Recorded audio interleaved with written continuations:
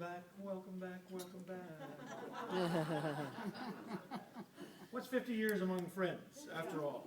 Well, news flash, friends. We're now all closer to age 70 than we are to age 65. Never mind age 18. Now, there is joy in this. Thanks to Dr. Lane Longfellow, I am assured that if any of us gets involved in a hostage-taking incident, unlike Patty Hearst, we won't have to worry about the Stockholm Syndrome kicking in.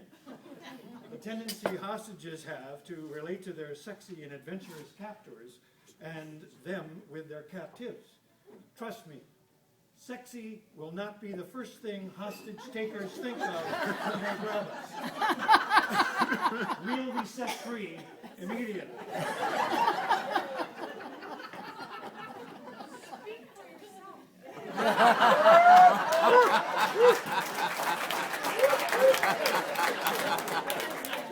Perfect.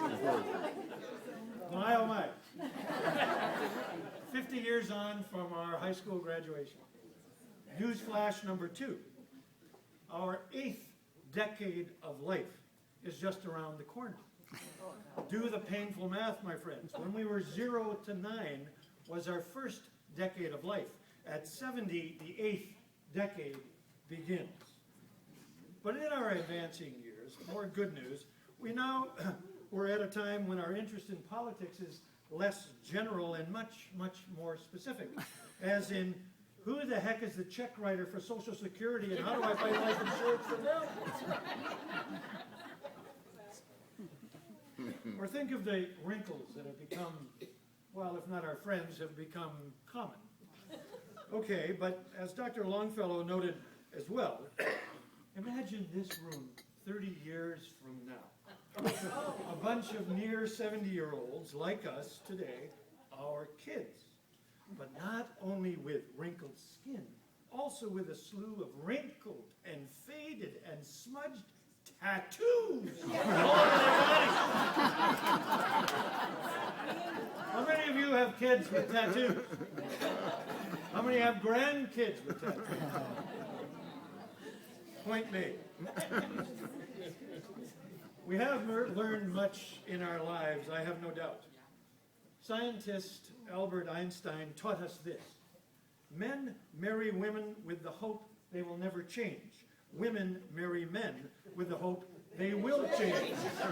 Invariably, they are both disappointed. Or from Count Leo Tolstoy in his opening lines to the novel Anna Karenina. Happy families are all alike. Every unhappy family is unhappy in its own way. Now, one specifically for the men out there. This one is a truism learned from the 1, 2, or 3 marriages that you may have been through. It's a play on Lord Berkeley's conundrum about when a tree falls in the forest, does it make a sound or not? The new version is this. If a man shouts in the forest and his wife is not there to hear him, is he still wrong? Yes.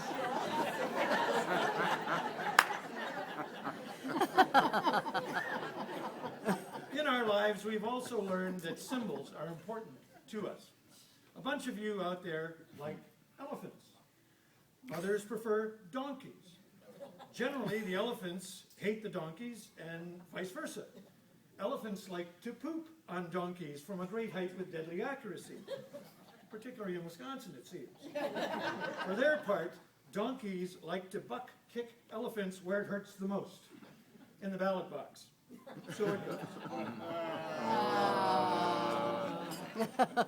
Symbols. Back in our day, jeans were popularized by the likes of Marlon Brando in On the Waterfront and by the street-fighting sharks and jets from West Side Story. As such, jeans symbolized chaos and mayhem. Or take turtlenecks. Turtlenecks, just the instant symbol of hipsters, Greenwich Village, drugs, and free sex, all in one simple piece of clothing. So it is important on this occasion, I believe, to recall how the class of '63 struck a mighty clothing freedom blow against Waukesha High School's style Nazis. It all went down like this. We're talking the fall of '62, around the time of the Cuban Missile Crisis.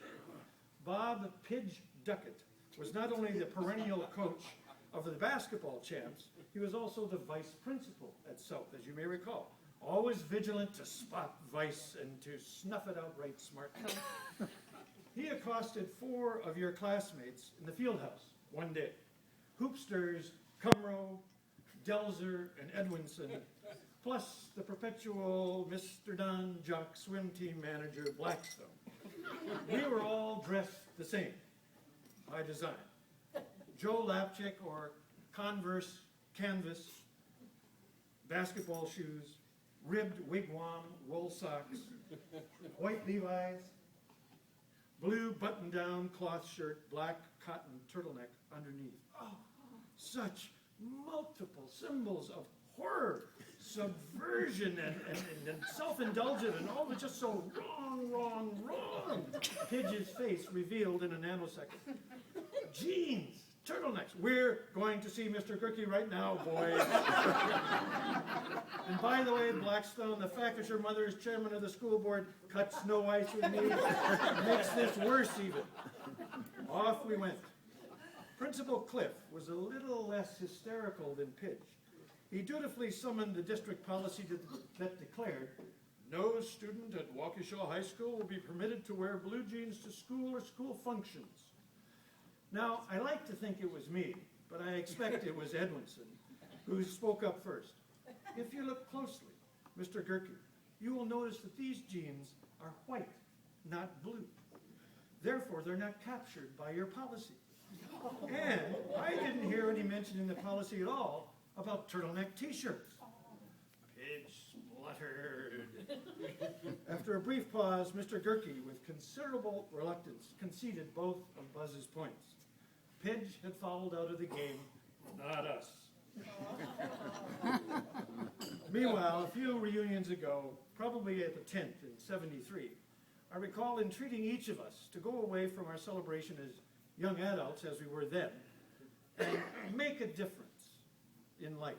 Now, I have no doubt everyone here has done that, whether by raising our families or singing in the church choir Sunday after Sunday, or by coaching Little League, or by joining an environmental advocacy group, or by giving a buck or two to a homeless person on occasion, or by being active in the arts, or maybe through our jobs, whether running a business or nursing shut-ins, or through service club membership, maybe some of the above, maybe all, maybe through some other way. Now, I challenge us to go forth from this place at this time and prove to all we meet how we still love the chance to rise again yet another day and do what brings out the best in us. But before we do it, I would ask you to consider 7 simple words, a mandala, as my sister Anne calls it, that I stitched together from various social and spiritual and literary sources after decades in reading and pondering and musing about what life's purpose might be all about. Just 7 simple words, 3 principles, not rules, that ideally would guide each breath, each moment, regardless of any church affiliation or none that we might pursue. Here they are. See if they work for you. 1, love. 2, do no harm. 3, be of use. Love, do no harm, be of use. I am convinced if each of us lived faithfully by these mere 7 words, we'd pay a lot less attention to big P party politics in our lives and more to our minute-by-minute interaction. We would pay less attention to our iPhones and iPads and radio open-mouth shows or so-called reality TV, all those easy but noisy distractions that keep us from being engaged, from being wholly present.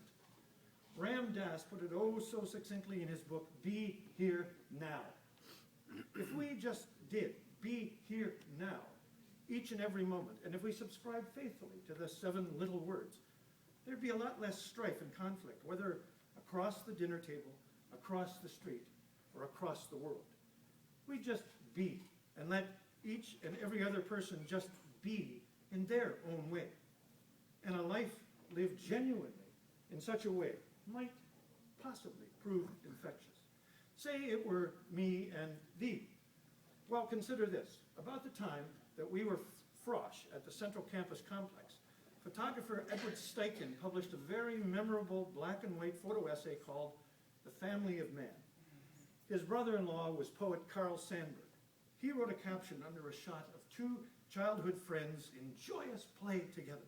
The caption declared poignantly, "We too form a multitude." Me and thee. We too form a multitude.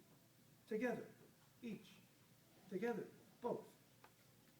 Love, do no harm, be of use.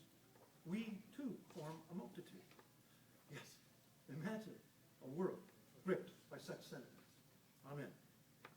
Sandburg and Steichen also invited us to embrace another aphorism they coined as well. One friend makes the universe personal for me. A perfect class reunion sentiment, that one. One friend makes the universe personal for me. And so, God bless my friends from Waukesha High School class of 1963. Go forth, do, be, as the Mick invites each of us, start me up. So join me now, please. Let us raise our voices to this fair town and all of those long ago times together. In the field house, at Hartle Field, at Cutler Library, at the Attic, at Screama's, at Chauncey's, the list is endless. Those who can stand, please do so. Those the better for sitting, feel free to do so as well. Let us raise our voices in Waukesha, all praise to you. You got the words there, Buster. As if I've been here every year. I don't know them. I'm not gonna stand up, I don't sing.